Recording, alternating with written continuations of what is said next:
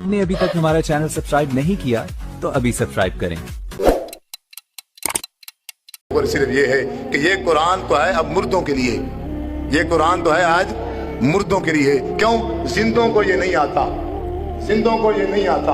अगर किसी को आता भी है तो इस कुरान मजीद के जो काले अल्फाज हैं बस यही रटे हुए हैं, इनका तर्जमा नहीं आता, इसका मफहूम नहीं आता। और जिसको नहीं आता अगर कभी कभार अल्लाह तबारक व तआला उसके दिल के अंदर ये शौक पैदा कर दे, ये खौफ पैदा कर दे, तो उसके अंदर ये लगन पैदा हो जाए कि मैं इसको समझना चाहता हूँ, मैं इसको पढ़ना चाहता हूँ। आखिर अल्लाह तबारक व तआला मुझसे कहना क्या चाहते हैं, तो फिर इधर से मौलवी की आवाज़ आती है, इधर से मौलवी खड़ा हो जाता है, खबरदार कुरान को हाथ ना लगाना। अगर तुम खुद अपनी तरफ से कुरान मजीद को तर्जमे से पढ़ोगे, शुरू करोगे, गुमराह हो जाओगे। अब ये कुरान मजीद जैसी किताब, नाऊज़ बिल्लाह, ज़ालिकल किताबु ला रैब फीह हुदल लिल-मुत्तक़ीन, जिसमें हिदायत की कोई शक ही नहीं है, गुंजाइश ही नहीं है, अब इसको कह दिया गुमराह हो जाओगे, नाऊज़ बिल्लाह। कुरान मजीद जैसी किताब वो गुमराही का सबब बन रही है, और एक मौलवी ने जो फज़ाइल अमाल की किताब लिख दी है वो हिदायत का सबब है। अब कुरान जो है वो गुमराही का सबब है।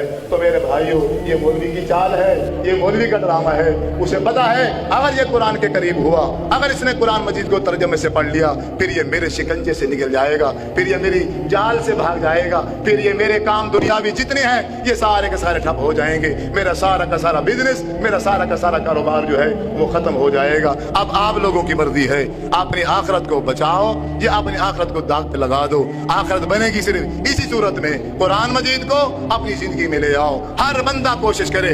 हमारे यहाँ ये शौक होता है, हम एक दूसरे से पूछते हैं कितने खत्म हो गए, वो कहता है 5 हो गए, वो कहता है 10 हो गए। ये 5-10 की जरूरत नहीं है, आप एक कर लो, आप एक पारा पढ़ लो, आप एक रकू पढ़ लो, लेकिन वो पढ़ो तर्जमे के साथ ताकि समझ आए मुझे।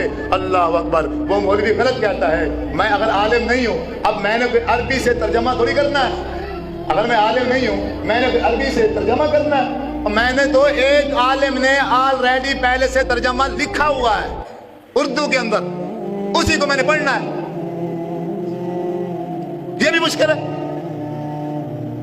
तो मेरे भाइयों, बुजुर्गों, नौजवान साथियों, अल्लाह ताला से दुआ है, अल्लाह रब्बुल इज्जत मैंने सूरह बनी इसराइल में तफसील के साथ उसमें 9th कमांड ये है, वला तकफु मा लैसा लक बिही इल्म।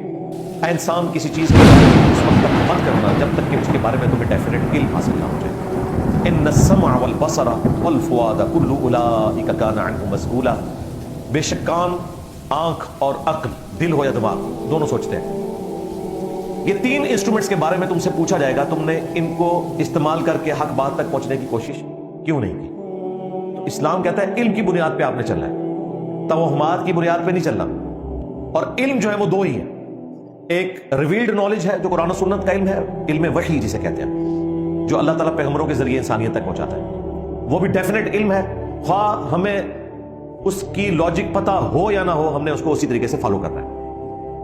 और दूसरा डेफिनेट इल्म जो कुरान जिक्र करता है वो फिजिकल फिनोमेना ऑफ नेचर का इल्म है, जो 1000 से ज्यादा आयात कुरान हकीम में फिजिकल फिनोमेना ऑफ नेचर के ऊपर है, जिसे हम एक्वायर्ड नॉलेज कहते हैं। The knowledge obtained through observations and experiments is known as science, science का इल्म। देखें, हजरत इब्राहीम अलैहिस्सलाम ने बादशाह के दरबार में खुदा के एक होने की दलील जिस पे बादशाह को खामोश करवाया वो यही थी कि मेरा रब वो है जो मशरिक से निकालता है। अगर तू रब होने का दावा कर रहा है तो मगरिब से निकाल के, तो वो काफिर हक्का बक्का है। तो ये फिजिकल फिनोमेना ऑफ नेचर इतना मोहकम अल्लाह ताला के कवानीन है, इन्हीं की बुनियाद पे तो सारी साइंस पॉसिबल है। तो या ये इल्म तस्दीक करे या कुरान और सुन्नत का इल्म तस्दीक करे, फिर हम मानेंगे, अदरवाइज हम नहीं मानेंगे। तो भाई कुरान और सुन्नत में तो कहीं नहीं लिखा कि जमजम लिखने से बिजली का बिल कम होता है, और ना साइंस मानती है। कुरान और सुन्नत भी इस बात को एंडोर्स नहीं करता कि काली बिल्ली रास्ता काट दे तो नहुसत है, घर की मुंडेर के ऊपर कौवा बैठा हो तो मेहमान के आने की नवीद है, जूती पे जूती चढ़ जाए तो कोई सफर लिखा हुआ है।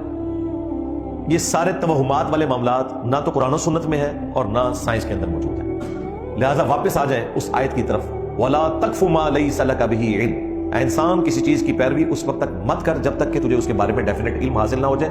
इन्न सम्अ वल बसरा वल फुआद कुल्लु उलाइका काना अन्हु मस्ऊला। बेशक कान, आंख और अक्ल, उसके बारे में तुमसे पूछा जाएगा।